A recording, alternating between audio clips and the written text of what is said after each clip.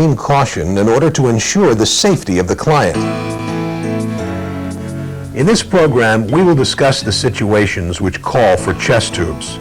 We'll look at different types of chest tube drainage systems and learn the skills involved in preparing equipment and the client for chest tube insertion. We will also discuss chest tube maintenance.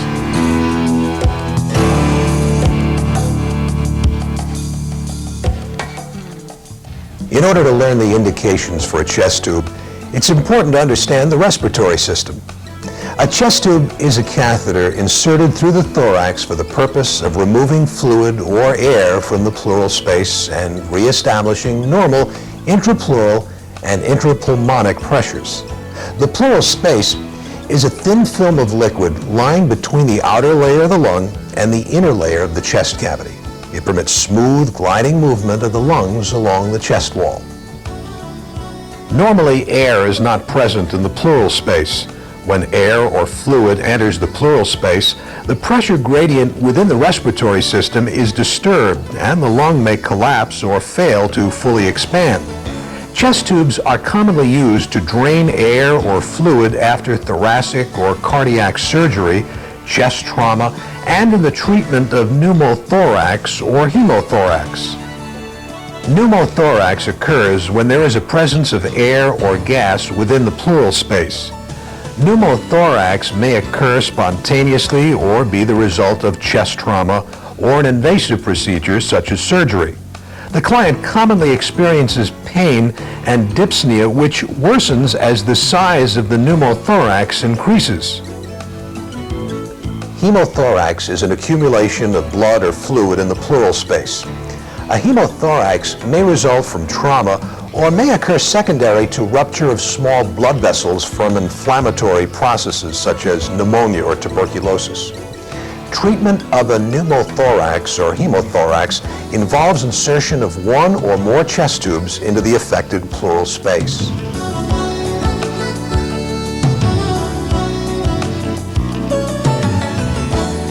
A variety of chest tube drainage systems are used. It's essential that you familiarize yourself with the one your facility uses. Chest drainage systems are classified as 1-bottle, 2-bottle, and 3-bottle systems. A self-contained disposable plastic unit is commonly used in lieu of a bottle setup. The 1-bottle system is a simple system in which the chest tube attached to connecting tubing drains below the surface of a fluid level of sterile water. The bottle serves as a collection device and provides a water seal to prevent air from entering the pleural space. A 2-bottle system allows fluid to be collected in one bottle, while the other bottle provides a water seal and site for air to be displaced. The 2-bottle system permits drainage of a larger fluid volume and provides greater accuracy in measurement of drainage. A 3-bottle system adds a 3rd bottle to the system. This bottle, designated the suction control bottle, may be connected to an external source of suction for greater control of applied suction. The more popular system is the disposable unit. This self-contained system duplicates the 3-bottle system.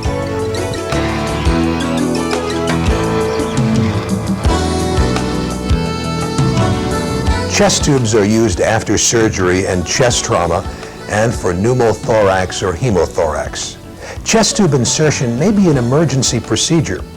It is vital that you familiarize yourself with the system to effectively assist with this procedure. Determine where supplies are kept for the actual insertion. Many facilities have a tray available from Central Supply which contains the necessary equipment. The tray will usually contain sterile towels and drapes, a scalpel, several hemostats, needles and syringes, dressing materials, and suture. The actual chest tube is often contained in separate packaging as there are a variety of sizes available. In addition, the surgery requires sterile prep solution and local anesthetic. In some cases, these may already be in the tray. Hello, Mr. Payne. I'm Mary Stolley. I'm going to be your nurse today. And your doctor has asked me to come in and explain the procedure that he's going to need to do with the chest tube. Aside from obtaining the equipment, the nurse must also prepare the client for the procedure. A chest tube insertion is considered a surgical procedure need to Therefore, have you may be asked to obtain a consent for the procedure. To reduce the client's anxiety, tell him what to expect. Inform the client that he will be asked to hold still and hold his breath during portions of the insertion. He should avoid sudden movements. The degree of pain experienced by insertion depends on the client's tolerance to pain. If the client's condition is stable, you may wish to discuss the use of anti-anxiety medication prior to chest tube insertion with the physician. Just admitted for the insertion of the chest tube, Mr. Payne.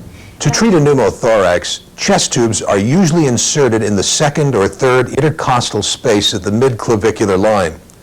Position the client in semi-Fowler's to high Fowler's position, as air will rise to the highest point in the chest, promoting optimal drainage.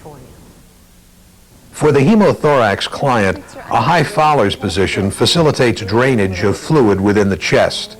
With the head of the bed up, drainage is enhanced as posterior tubes are usually placed in the mid-axillary line at the 8th or 9th intercostal space, low enough to drain fluid.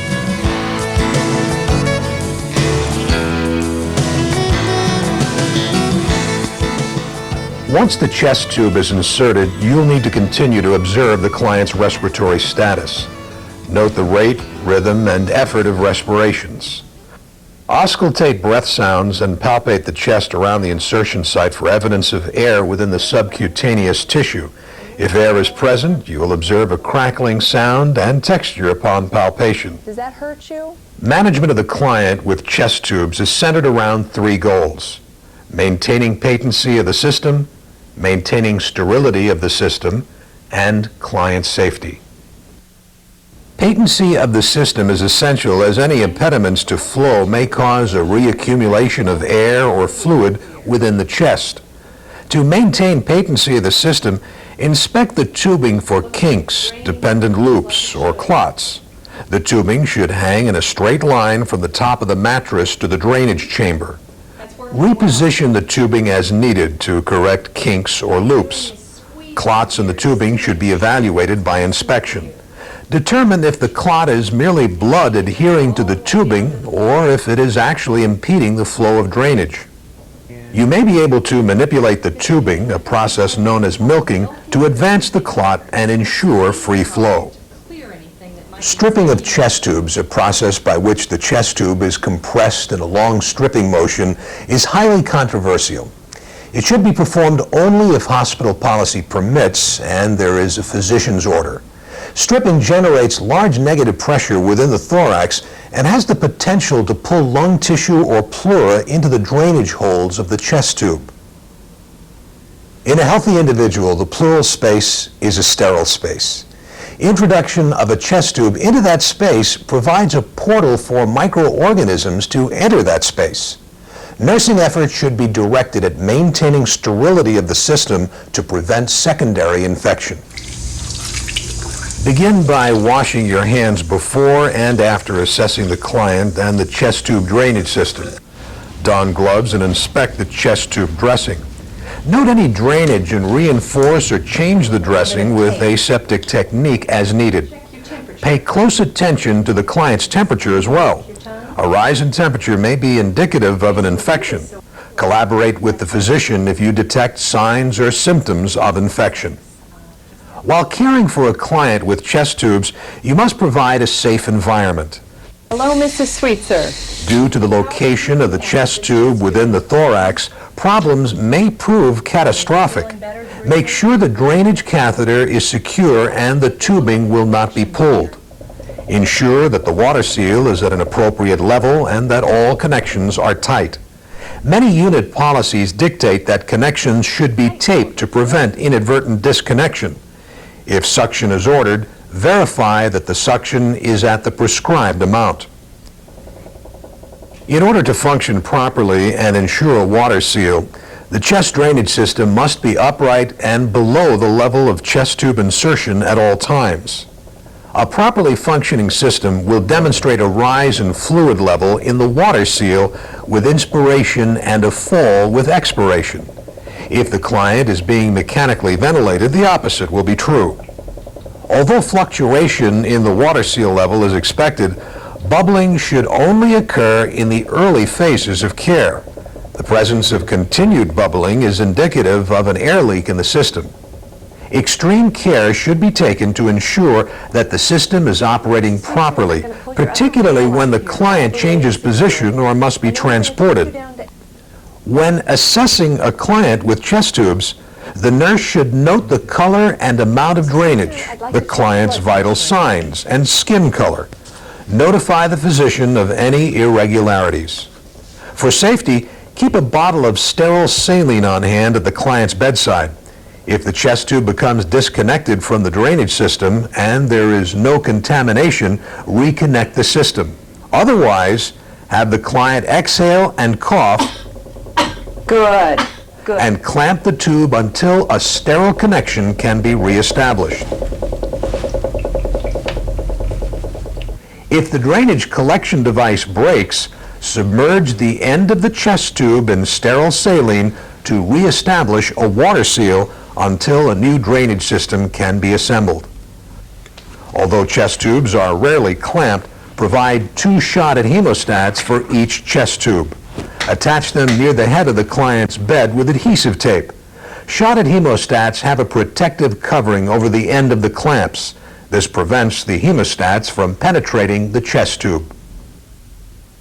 When caring for a client with chest tubes, you should immediately notify the physician if any of the following signs and symptoms are observed: an increase in respiratory distress, complaints of chest pain, a decrease in breath sounds both over the affected area and the previously unaffected areas, cyanosis, asymmetric chest movement, the presence of subcutaneous emphysema around the insertion site or up in the neck, hypotension, tachycardia, or mediastinal shift as evidenced by the trachea being displaced from midline. Mrs. Sweetser, I'd like to take a listen. Any of these signs may indicate significant blood loss or development of increased pressure within the pleural cavity, known as tension pneumothorax. As always, your nursing responsibilities include documentation of your care. Chart your assessments of the client's respiratory status. Note the patency of chest tubes, the presence and amount of drainage from each tube, as well as fluctuations in fluid level, the condition of the dressing, the client's vital signs, and level of comfort. Chest tubes can play a vital role in providing adequate oxygenation. By promoting patency and sterility of the system, you will help promote your client's safety and assist in their recovery.